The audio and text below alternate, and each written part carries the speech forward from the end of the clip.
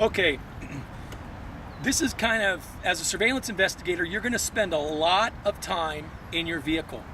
Uh, you have to be prepared if you're going to be spending that much time. So it's important that your vehicle is supplied with the proper equipment so that when something happens, you're prepared.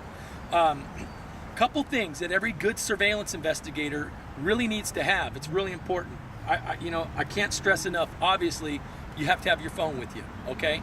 And I don't like hearing an excuse from a field investigator that says, "Oh, I'm sorry, I can't contact you because my battery died on my phone." That is an unacceptable excuse for a surveillance investigator. Be prepared. Charge your phone. And make sure that you have a cigarette lighter adapter so that you can charge your phone in your surveillance vehicle. Absolutely imperative and critical that happens. Always keep your video camera, your camcorder, your surveillance camera nearby. Okay, I like to put mine actually in a cup holder. Okay, make sure you don't get any water, any liquid on it though, condensation. One thing I didn't talk too much about yesterday, but it's important. In addition to having a camcorder, it's also important to have a digital camera that you can take still shots. A lot of the camcorders now, though, offer the ability to take still shots as well as video. So if you can do it in 2-in-1, that's better. But make sure that you're prepared to be able to take still shots during the surveillance. Always have your front seat where you can have your case information at your disposal. So it's right there handy so you can refer to it, review it. No one has a photographic memory. No one's going to remember every element of the case. It's something that you should have with you and you should be able to review while you're in the field.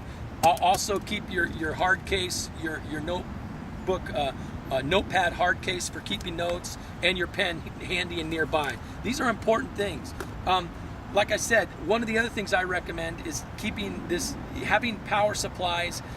Maybe you need to charge your laptop, or there could be some reason why you might need access to regular AC power.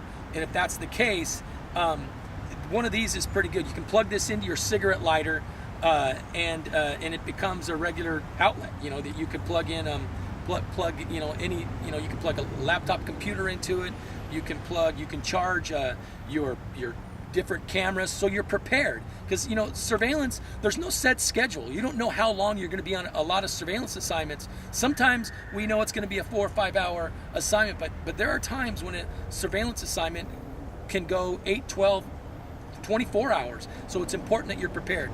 Long hours in a car, and it's actually getting kind of hot right now. Long hours in the car, you want to be prepared with liquid. So I recommend you always have an ice chest or something handy so you can carry water. I got some waters in here, and they stay cold, and you can utilize this. It's kind of important. Now, if you're going to be drinking a lot of water, in a lot of cases, you're unable to depart. You can't leave the assignment, so you're hunkered down for long hours. If you're drinking water, sometimes you're sweating, and you got to go use the restroom. Now, if you got to go number 2, you got to go. You got to break off and go use the restroom. But if you got to go number 1, if you got to take a leak, it's not acceptable to think that you have to break off from your assignment to take a leak. Most investigators will carry something like this, a gallon jug, in the car, and you got to do what you got to do. It's not the most glamorous job all the time, but it's important that you're prepared, because there are times when you're in a surveillance position and you cannot leave. There are times when you cannot do it, and in those situations you need to be prepared if you have to take a leak. Okay, most investigators kind of get their bodies regular, and they end up kind of knowing when they're when they're gonna have to use the restroom.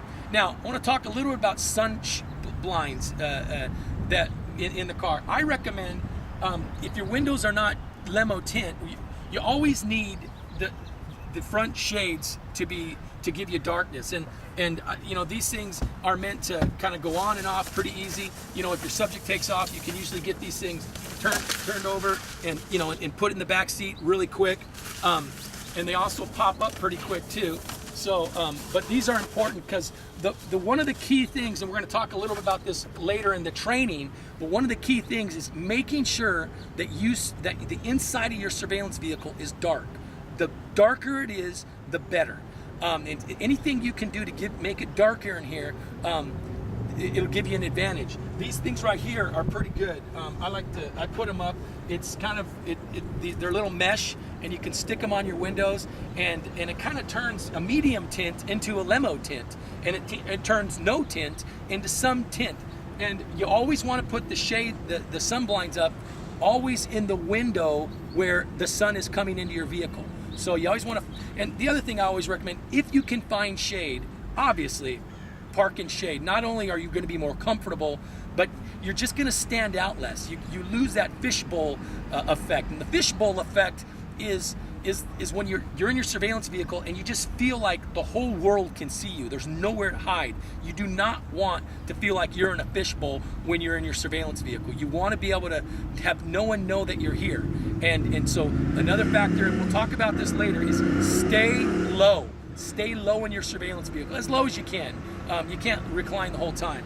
But I'm going to get out of the car now. I'm going to talk to you a little bit about some of the supplies that I keep in a surveillance vehicle, that I keep in the back seat.